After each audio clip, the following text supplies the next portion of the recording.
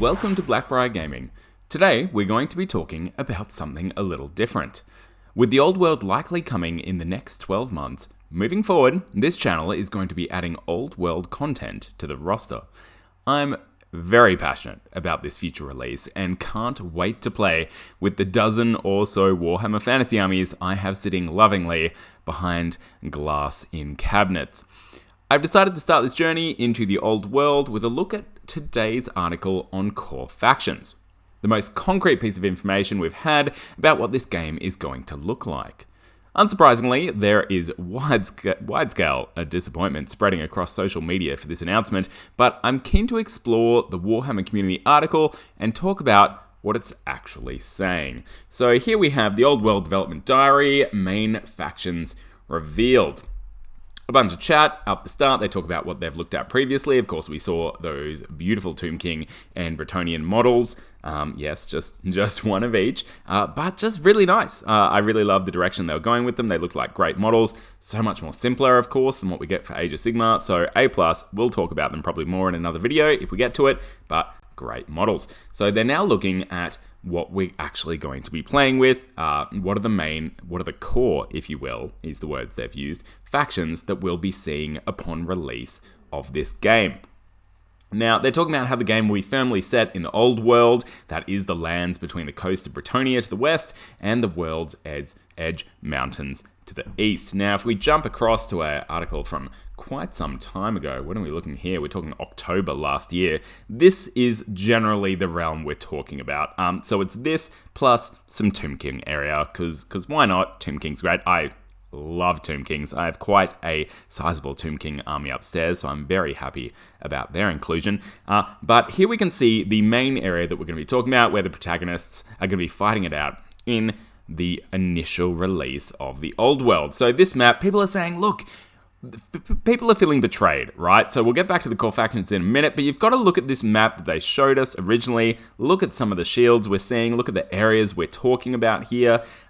You're seeing Empire, you're seeing Bretonnians, you're seeing Orcs, there's some High Elf shenanigans going on there, and of course Wood Elves as well. Little symbols for some Beastmen. What you're not seeing, of course, is those factions that aren't included in the core that we haven't got to yet. We'll get there. But something that is on here, and what I'm seeing people disappointed about, is the Kislev piece. Of course, we've got lots of Kislev stuff going on this map, and that hasn't been announced as one of the factions. We'll get to that a little more soon. But if we jump back to the article, it says, most of the action in the first wave of books and supplements takes place takes place in and around the Border Princes, the barrier lands between the Empire and Orc territory. Accordingly, we'll be focusing on 9 core factions, and these factions are the Empire of Man, the Dwarven Mountain Holds, Kingdom of Bretonnia, the Wood Elf Realms, High Elf Realms, Orc and Goblin Tribes, Warriors of Chaos, Beastmen Brayherds, and the Tomb Kings of Khemri. As you can see, Kislev is not included there. We might see it included in the Empire of Man factions, and whatever that book looks like, or we might not. But here's the thing, people. And look, people have been losing their mind about this announcement today. I couldn't help myself. I wanted to Facebook to see what people were saying, and there's so many upset people. But this is the real piece I want to focus on here, and of course people have been doing this on Facebook. I'm hardly the first to point it out, but it does say the first wave of books and supplements. Now, releasing a war game is a big task, people, when it's completely fresh, completely new, essentially, when it comes to all the books that they have to release and what that looks like. It's really hard to do it on a large scale. Certainly doing it for 15 or more armies is it's hard and takes years to do. So what they're doing, by the looks of it, is taking a bit of a limited approach, a more consolidated approach to how they're going to do it, and they're letting us know ahead of time. This is information about what they're planning far into the future, which we always ask for from Graham's Workshop, and they so rarely do. Here they're doing it, we're losing our minds about it, but here they're telling us the first 9 factions that we're going to be seeing are these ones. They're not saying they're the only factions that we'll see, and look, maybe they will be. Maybe they'll get to the end of these 9 factions, decide it's enough, and not go any further. But they're not saying in this article that this is the only factions that will get army book treatment. They're saying it's the first wave of books. That implies there might be a second wave. Now, they do go on to talk about this PDF situation. These armies will have rules published. Fans of those armies, yep, shiny new miniatures, fantastic, that will accompany the return of many classic kits. So there will be new miniatures, which is fantastic, because some of these were quite dated for some of these factions. But also, some of them are hot spice, and many of these factions have miniatures that aren't available anymore. Wood Elves in particular, a huge one. Tomb Kings, same came, and Bretonia. Those kind of are the 3 main ones. And High Elves as well. So much High Elf stuff not available anymore. They're the main ones that do not have stuff available. It'll be interesting to see with the Warriors of Chaos, whether they re-release kind of older Warriors of Chaos sets, or they transition the new stuff that's available into use with the old world. I think that'll be more likely. Orcs and Goblins, of course, plenty there that's not available. The new Age of Sigmar Orcs don't look anything like our old school Orcs, so that'll be re-released. Empire of Man, a lot of them, actually, now that I think about it. Dwarves too, look, okay, so most of them here, really, except for Warriors of Chaos and Beastmen. They have a lot of their units still available through Age of Sigmar in their newer forms and what they look like. So, but the rest, there's plenty that they'll have to bring out and box up. And that's the other thing as well. We can't expect them to be able to facilitate the collection of all 15 factions right from the get-go by re-releasing hundreds of old kits. They've got to do this in bits and pieces, people. They can only do so much. Manage your expectations. But what they are saying they will do, and if we scroll down a little, there's some beautiful Wood Elves. Spectacular models.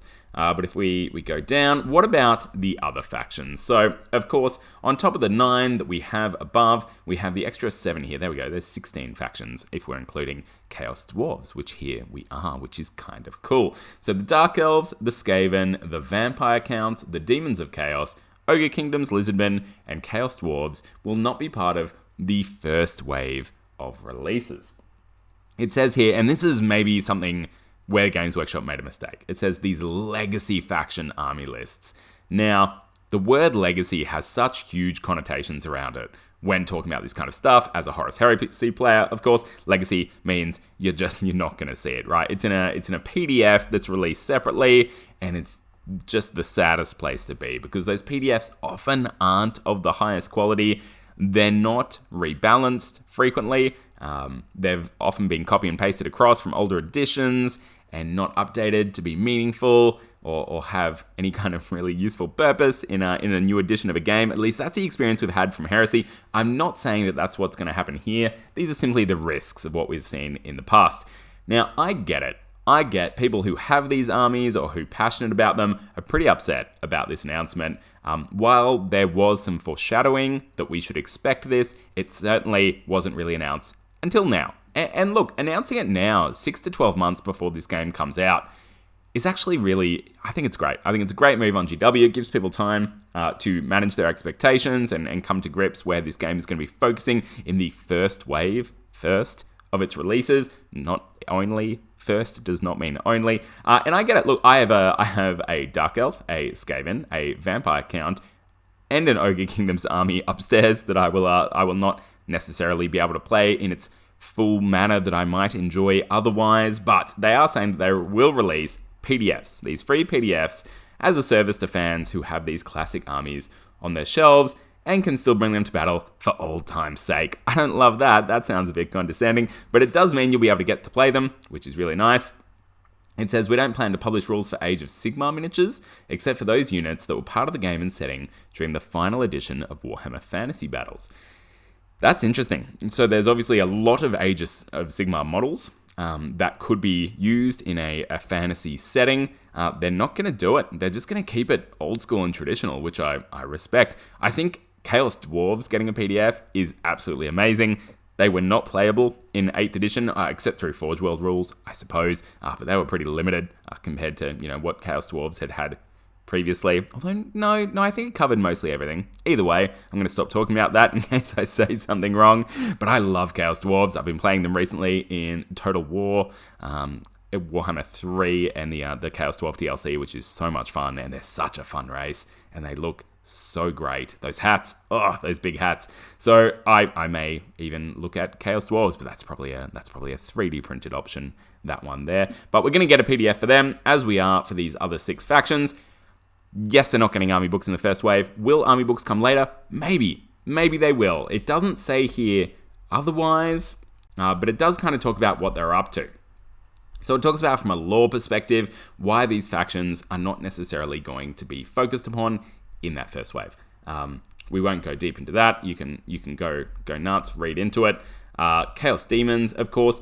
There is an ebb and flow to the power of chaos. So this is interesting. What they may be hinting at here, it says, but we won't see demonic servants of individual gods for a while yet. Demons, and especially demon princes, do exist. The latter given power by the beliefs of the mortals that worship them, but whole legions manifesting in the real world are currently incredibly rare. That might mean that demons still get some rules in Chaos Warrior books. They might be combined in there, in that even though you won't see whole legions of them, as it says here, there may be onesies and twosies. And certainly demon princes are something that you will almost definitely be able to have in your warriors of chaos armies. So demons aren't necessarily out completely. They may have just been wrapped into the warriors of chaos piece. Now, I am still excited. I'm not doom and glooming all over the place. I think these core factions are just so much of what fantasy's about. I love every single one of them.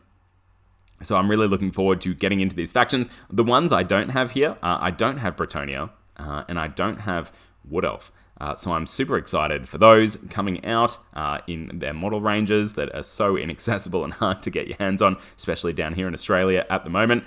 So that's fantastic. And there's something here for everyone. There will be fantasy players out there who were just sitting on that Lizardman army for the last 5 years, 10 years, however long ago this game was cancelled. Was it 2015, 2016? And they will be so disappointed because they were just hoping to get that army back on the table, and they still will be with that PDF, but it's not the same. And I get that's not the same, but don't throw that army in the bin. First wave is the words this article was using, and it may be that in the future, with a second wave, a third wave, if you will, army books for those factions do come out. So I've talked a bit about why Games Workshop has made this decision. Releasing 16 factions all at once is quite difficult. It doesn't mean they won't release them, but doing it logistically and from an effort perspective to get them all out at once is so difficult. And I think if they released army books ahead of when they can get miniatures on the shelves, that would be a pretty bad situation as well. So I think they're just taking a nice consolidated approach, no doubt keeping an eye on sales figures to see if the game is viable and popular, and then we'll likely look at those other factions. So that's pretty much everything for today. That's what I wanted to talk about. Mostly, I just wanted to start having old world chats, putting some old world content out there, and just letting people know that this is something I'm going to be going deep into, both from an analysis perspective and a play perspective. That's something this channel will definitely be about. And that brings us to the end of today's video. Thank you for coming on this new journey with me. The setting of the old world is one of my favorites. It's just classic fantasy tropes that trigger my nostalgia in a way that Age of Sigmar never has and probably never will. I know the re-release of the old world is a tense time for a lot of gamers, but please, keep positive, stay calm, and let's wait and see what this game looks like before throwing in the towel. Thank you.